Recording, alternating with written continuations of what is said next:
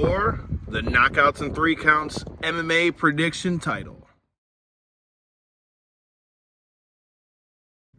What up, though, everybody? This is Kyle, and you are watching Knockouts and 3 Counts. And as you can see by the beginning of this video, this is going to be for the Knockouts and 3 Counts prediction title, and that belt's not going anywhere. It's staying right here with me. As you can see, I've got Cory with me, Cory Lay. He's been with us for the UFC reviews before, and he's going to be getting into this with us. So this one's going to be a little different than our normal prediction videos, though, because this time we're grading them by points. You want to tell them a little bit about what the points are going to be? So if a guy just wins, if you pick the right guy, you get 1 point. Yeah. If you pick the guy and he gets the decision, he's going to get 2 points. If he gets knocked out or submitted, you're going to get 3 points. Now, the winner at the end of this with the most points is going to be the one that's going to take home that big gold belt. It ain't going nowhere. Oh, it's but coming home, I'm going to give Cory a little bit of a chance.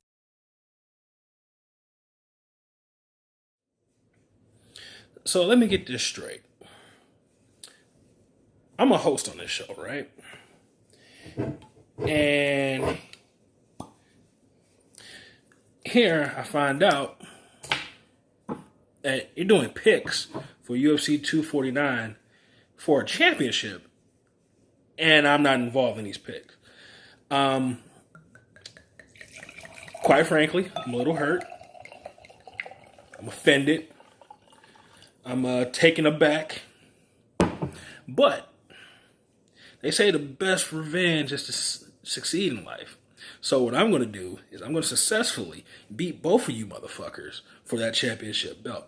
And here's my picks. Ain't that something? Even one of our own, Devin McKenzie, now wants in on the action. So now it's going to be a triple threat for the Knockouts and 3 Counts MMA prediction title. Make sure you stay tuned to the rest of this video to see our picks and check out the review video, which will be coming out after this weekend's UFC 249 event. Stay tuned to see who's going home with this big gold belt. Why don't we start right from the bottom? We're going to go through the main card of this weekend's UFC card. The first fight we've got is going to be Greg Hardy versus Yorgan De Castro. Greg Hardy's been notorious with his past with the NFL and the fight that he had that ended in was it disqualification or it was no a contest? Well, he had one that was no contest and one that was a disqualification. He had both. Right, and then he lost his last fight, did he? He won the fight, but he lost the fight because of the inhaler. So that's right. That's the no contest. So he got the no contest because of that. And then the other one was he needs somebody while they were on the ground. Right. Yeah. So he still hasn't taken a straight up L yet. He's still got 5. He's 5-1 right now. But he's going against Yorgan De Castro, who's still undefeated at 5-0. This is going to be a heavyweight. They're going to bang it out, dude. This isn't going to be, a lay and pray. Somebody's going to wrestle him. Greg Hardy's been trying to take everybody's head off as soon as the fight starts. That's what he's known for. Cory, since you're our guest, I'll let you take your pick. Who do you got? Are you going Yorgan De Castro, or are you going to go with Greg Hardy? It really is. I've seen Greg Hardy really improve his skills lately.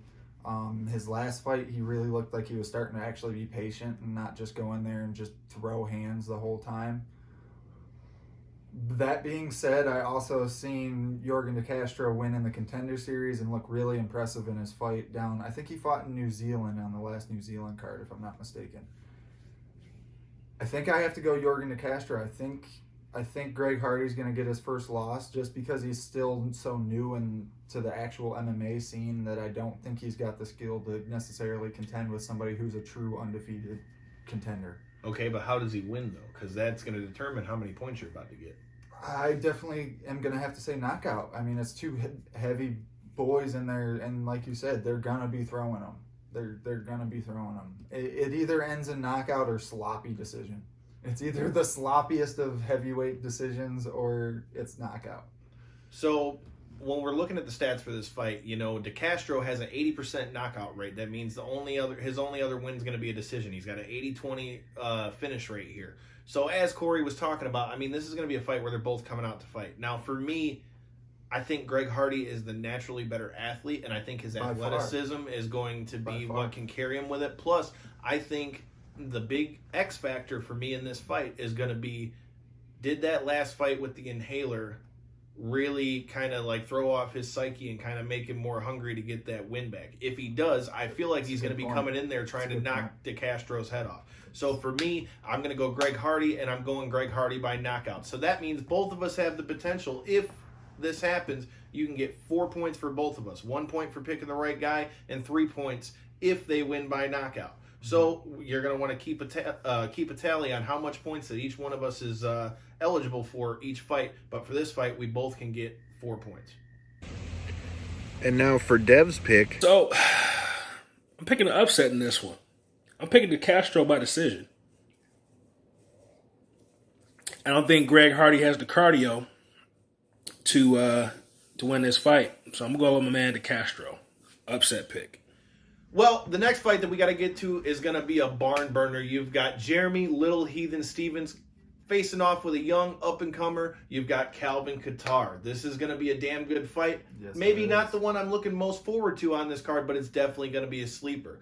But before we get into that fight, I got something I need for you to do. Make sure you hit that subscribe button in the right corner. Make sure you hit the like button in the left corner and make a comment on there. If you think I'm full of shit and don't know what I'm talking about, leave a comment. If you think Cory don't know what he's talking about, drop a comment. Let him know, because he's not taking home that gold belt anyway. But, I mean, I got the picks, man. I just get on my team. You'll win. Like I said, feel free to leave any of your picks for this. Tweet us at KO3CPod on Twitter. Hit us up on Instagram. Comment in those comments and let us know what you think there. Or here on YouTube, let us know what you think. But to do that, make sure you're following us at all of our social media at KO3CPod. You can follow me at Detroit Knockout. Like I said, don't miss a thing with this UFC card coming this weekend. How about this fight? It's going to be a good one, man. It's like I mentioned in our build-up to the video, I think Zabit and Calvin Kattar's fight really showed a lot on what Kattar can. I've heard it pronounced both ways, so I'm going to pronounce it Kattar, but I've heard it pronounced both ways. Calvin Kattar. Yeah, Kattar, whatever the hell. He looked insanely impressive against Zabit. I truly think he would have won that fight. He just looked like the nerves were getting the most of him in the first round. Once he realized what he was getting his hands on, he really turned it up in the second and the third. That being said, I just don't. Jeremy Stevens is a real beast, and when he shows up, there's no doubt who wins the fight. He puts people to sleep in a devastating fashion. So I kind of want to go with the young blood just because I've seen what he did in his last fight and looked insanely impressive. But at the same time, it's hard to pick against Jeremy Stevens. So I'm going to take another second and let you make your decision first. Oh, so you want to put the heat on me. So that's what we're going to do with this one. This one's an easy decision for me. As Cory said, Jeremy, when he's on, can knock anybody out. And I saw it firsthand back when Brock Lesnar won the title from Randy Couture at UFC. I want to say that was 91. Don't quote me. But on that card, Jeremy Stevens fought Rafael Dos Anjos, former UFC lightweight champion, and threw an uppercut from the floor and snatched this man's soul out of his body, knocked him out. For me, I'm a big fan of Jeremy Stevens, not only because of the way he fights, but he's also a good friend of our homie and past guest of the show, Miles Jury, which, if you haven't checked out our interview with him right before he was getting ready to fight Ben Henderson when he made his transition to Bellator MMA, right there in the top right corner, check it out. For me, I'm going to stick with Jeremy Little Heathen Stevens. I think with all the back and forth on these fights, I feel like he's going to be hungry, and I think that he can use that to his advantage. I've got Jeremy Little Heathen Stevens by knockout, which means I'm eligible for another 4 points. See, after careful deliberation in my head and planning and plotting this pick, I think Calvin Kattar is going to catch Jeremy Stevens with a hard body shot. His hands are so crisp with his boxing. So you think he can put Jeremy down? I think he's going to put him down. I think it's going to be Calvin Kattar by knockout. I'm even going to say it's probably going to be towards the end of the second round. That's a tall order, man, but we're going to have to see. And make sure you check out our post-show video, which is going to drop tomorrow after the fight, so that you can see who was right out of the two of us and who took home that big gold belt. And now for Dev's pick. In this one, I got to go my man, Jeremy Stevens. I'm going to pick him to win this one by decision. Shout out to Miles Fury Jury. I got to meet Jeremy Stevens, ring the bell, ding. Down here in Oklahoma when I saw Miles fight his fight in Bellator. So shout out to Jeremy Stevens. The next fight on this card, you've got Francis Ngannou versus, I don't know how to say this, so Jairzinho Rozenstruik. don't quote me, but Jairzinho Rozenstruik. That's who we've got here. Francis Ngannou, if you guys remember at UFC 218 that was here in Detroit, we got to see him go head-to-head with Alistair Overeem, and Alistair Overeem caught a body that night. That was one of the nastiest knockouts I've ever seen in my life. As you can see from this picture right here, I got to meet him beforehand. The guy's fist is bigger than my head, okay? Yeah. So going into this fight, that's something that you need to take into account, that this is a big SOB. For me, very much so. He's coming. It seems like he's finally gotten his head back together. He's on a couple of good wins. He's beaten Junior Dos Santos, who's a former UFC heavyweight champion. He beat Curtis Blades, who was a UFC top contender. So for me, I feel like Ngannou's finally kind of got his nucleus together on this one. I've got him winning via knockout. So that means I'm eligible for another 4 points. I think this is going to be the first one I have to agree with you, unfortunately. I'm not even going to shadow my point. I'm just going to give an example on why. Like he just brought up, Alistair Overeem got bodied by freaking Ngannou. He got destroyed by Ngannou.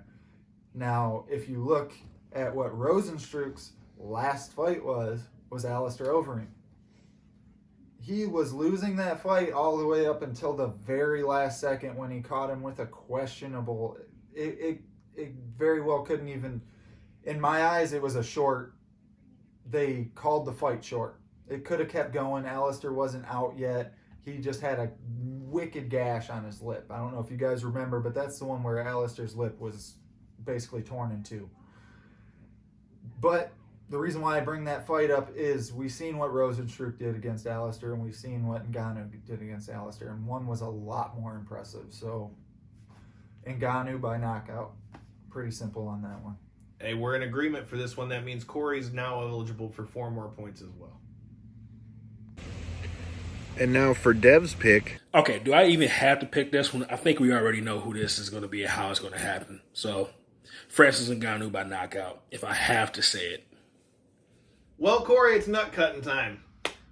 We're getting down to the championship fights. They're going to be going for the UFC bantamweight title in this fight, just like we're going for the KO3C title, which it's not going anywhere. It's staying here in the Knockouts and 3 Counts family. I'm giving Cory a shot at it. It's going home. You're going to be upset, Kyle, when I tell you this, but my kids are going to give it back to you all scratched up, man. I'm sorry. They're going to love it. They're going to play with it. It's going to be their new favorite toy. Sorry. Look here, that belt has been signed by a lot of wrestling royalty, so that belt is not leaving. Put it on the line. It's on the line because I've got a set.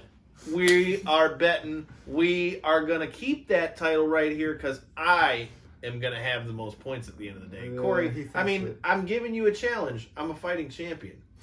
This is my first defense of the title since I just thought of it. But still, I'm a defending champion. You can laugh all you want, but that belt ain't going nowhere. So make sure you're subscribed to us down there in the right corner. Make sure that you've liked the page on Knockouts and 3 Counts, and make sure you're following us, right, Cory? Yeah, definitely. And what I would really recommend you guys do, because I've personally seen this man grind like crazy for it, he's been trying to build up his YouTube channel for the last couple months really hard.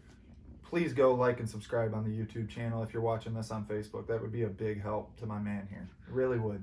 Much appreciated, kind sir. We appreciate you being on this video, but let's get back to the matter at hand. In this fight, we've got Triple C, Henry Cejudo, who's the man who he dethroned Mighty Mouse, so you can't really say a whole lot, even though I think Mighty Mouse should have got his shot. But hey, what the hell do I know? I just talk about this. It's hard to end a fight when one person's won one person's won another, but when they ship them off to another organization, you're not that likely to see a third. So. I think that Dana knew that Triple C didn't want that smoke, but hey. He laid and prayed Demetrius to that title. But that being He said, still won. A W is a W. Just like I'm getting a W, and I'm keeping that pretty little belt that you see at you the hear it, beginning. just like he's getting that W, laying and praying and hoping he gets it. Because he knows he's got the challenge right here. All right, Cory, so since you're so confident, who do you got? Is it going to be Henry Cejudo, or is it going to be... So, UFC did a thing that they almost always do, and I really love when they do this. They uploaded the past fights from the current fighters coming up in the card. The fight that they chose to do for Henry Cejudo was the TJ Dillashaw fight. And I thought it was you just seen such a great performance from him. You really seen him come through slight adversity to really prosper through it. Another fight that they uploaded that I thought was a really great example of his heart was they did Henry Cejudo Marlon Moraes' fight upload on YouTube. That's a good one to go watch if you guys ain't got nothing to do. But yet again, you get to really see Henry Cejudo go through some adversity, get challenged, and just show that championship heart. So with that being said, Henry Cejudo, and this is going to be my first decision pick. And now for Dev's pick.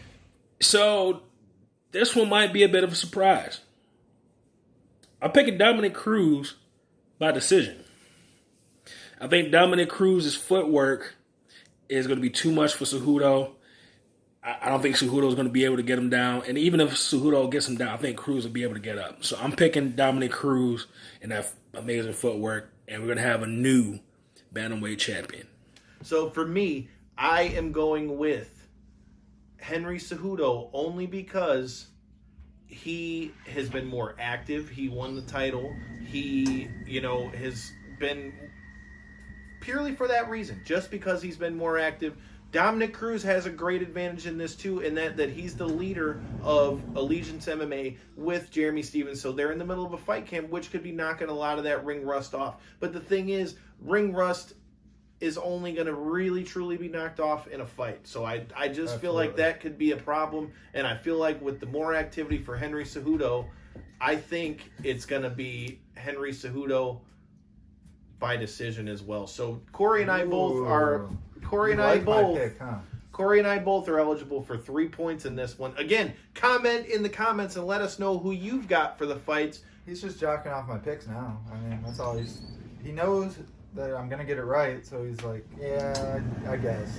No, I'm just making the smart pick because I ain't trying to lose my belt here. But we've still got one more big fight to go. Last but not least, it's main event time.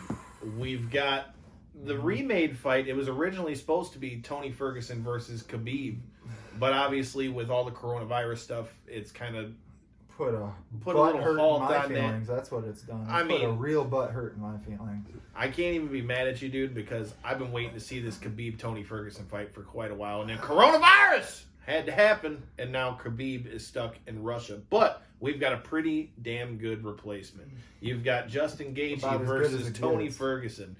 I would pay to see this fight, even if it wasn't because of something like this. So this is going to be a great fight. Absolutely. Cory, since you're our guest, I'll let you go first on the main event. So main event time, big and first boys. of all, before you get into that though, what are your thoughts on this fight now that everything's changed because of the coronavirus? It's very disappointing. Like he began to mention, I mean, this was the 5th time, I do believe, that they built Khabib Ferguson to it's been be quite a few. I kind of forgot. Yeah, I believe it's 5. I believe that was the 5th attempt. And I mean, every other time it's been something small. Now it's a coronavirus. If they do it again, there's probably an asteroid that's going to hit Earth. I don't know. So I wish it would have been seen. I wish this would have been the fight. I almost honestly wish that they wouldn't have booked Ferguson in this fight and just kept him for when Khabib is ready. Right, but then the longer you keep him on the shelf, though, I mean, that ain't fair to him either because he was already cutting weight for this. Yeah, but you can. It's hard to be the interim champ again when you never lost your interim belt. Well, then, if I were Tony, this is the point where I say I won't fight again. If he wins the interim title again, I would tell him flat out, I'm not fighting again until you get me Khabib, period. I'm not fighting a number 1 contender. I'm not fighting a number 2 contender. I'm not fighting nothing. Either you give me the Khabib fight next, or I'm going to sit at home until you make that fight happen, because there's not too many other fights for Khabib and Tony. There's been a lot of speculation though that Tony's old management didn't do their due justice, and he wasn't making everything he should have on those last fights on this giant win streak that he's on. So I understand why Tony would want to take the fight if the numbers that I've heard are true. It's kind of hard to be one of the world's most renowned professional athletes in arguably the biggest weight class in the whole organization. Most stacked weight class for sure. For sure. And to be making the reported numbers I heard was he was making 200 a fight. And 200 to show and 200 to win, or a 100 and 100? No. He was getting 200 to show and 50 to win, so 250 in total. You usually get 200 and 200 is usually how that works. Usually, but that's the numbers I heard reported on multiple MMA websites. That's why he was so actively searching for new management in between his last fights. So with that being said, who do you got? To get back on subject, it's going to be really interesting to see what Gaethje shows up. I really would have been 110% Tony if this fight would have taken place the original, what was the date originally? April 18th? If this would have took place April 18th like it was originally slotted for, it would have been Tony all day because of the cardio, because of the fact he had a full training camp. Just so many different options led into it. The fact that Gaethje was taking it on like a week's notice. Now that we're talking a month's notice, he's got real training, and somebody who was already saying that he was going to stay ready because he didn't think this fight was going to pan out. It makes it real hard to decide. I've seen Gaethje do numbers on people, and he looks so in the zone as of lately. He just looks like he's got everything going for him. Like he's getting people in the brawls that he wants, but he's just in the zone. He's comfortable in the brawl while he's forcing other people into the brawl. That being said, Tony is another monster. And if Gaethje even starts to let up with the cardio even slightly, he's going to get darced on the ground. I mean, Tony is just insane with the chokes, man. And his finishing power is just insane. So who is it? Who is it going to be? Is it going to be El Cucuy, or is it going to be Justin Gaethje? So I'm going to say this, and this is my first pick that I'm going to say this based on bias, unlike our friend here picking Jeremy on bias. I'm picking Jeremy because he can knock your head into the third row, but hey, what the hell do I know? I've only seen it in person. Haha, Devin Nobel again. But I'm going to pick bias just because I really want to see Khabib Ferguson, and the only way it happens is if Ferguson wins this interim belt. So I got Ferguson by submission. By submission? Late in the fight. So Cory is potentially eligible for 4 points here. So for me, I'm a huge Justin Gaethje fan. Justin Gaethje will bang with anybody. He ain't scared of nobody, and he wants to smoke with everybody. Mm-hmm. So for me, that's what makes this fight fun. I feel like Tony Ferguson still has the advantage because, as you said, he was already supposed to fight April 18th. He was already in a camp. He already made weight. Now, the question is going to be, did making weight when he didn't really need to, did that sap him? That's a good point. You know, that's the thing you've got to think about. Is he going to be all sucked out from two weight cuts? In a matter of weeks. I mean... Right, and here's the other thing. It's two totally different fights stylistically. You've got Justin Gaethje, who's going to be right in your throat trying to knock your head off and trying to finish you at every point, versus somebody like Khabib, who will take you down and grind you out before he finishes you. Mm-hmm. Chances make champions, so with this one, I'm calling upset. Justin Gaethje is going to win. Shit. Justin Gaethje is going to be your UFC interim title, and Justin Gaethje is going to then change this fight against Tony Ferguson. Now, that being said, I would... submission decision, though. You forgot that? I think he's going to sleep Tony Ferguson. That's the only way I'm going to go by knockout for Justin Gaethje because that man can seriously knock out anybody in this weight class. Mm-hmm. I think him being the big change and the big difference in styles, I think it could get to Tony Ferguson. But that being said, I'm with you on that one too. I'd love to see Tony Ferguson versus Khabib. So I'm really not mad either way this goes. But this last fight, we're both eligible for 4 points. Cory via submission, me via knockout. Again, drop your comments and let us know who it is that you think it's going to be, or tweet them to us on Twitter and Instagram at KO3CPod. And make sure you check out our post-fight show that's dropping tomorrow to see who won that big gold belt. I appreciate you guys sticking around. It means a lot. Like and subscribe all the channels, and we'll see you guys later. And now for Dev's pick. For this one, I'm picking another upset, I think. I'm going with man Justin Gaethje by knockout. I just think that Tony Ferguson, when you really look at his resume, it's not what you think it is. He's on a winning streak, but he really hasn't beaten like the top-notch competition like that. And Justin Gaethje, one thing that he's really good at is striking. He has power and leg kicks. And I think those things are going to basically, eliminate what Tony Ferguson is going to try and do. Now, mind you, I give Ferguson credit. He's a cardio machine. If he can draw this out 5 rounds, Ferguson can win this. But Gaethje's a monster, man, and that's a long time to be in there with that guy. I think Gaethje gets it by knockout. So those are my picks that y'all tried to leave me out of. Now, all I gotta say is, you know the address. Just ship that belt down here. Nice. I wanted nice air. Get some of those little air bubble packets. I love to pop the little air bubbles on them too, man. So wrap it up nice and tight in some of that air bubble packaging, and then sit it down here, man. And you all enjoy the fights.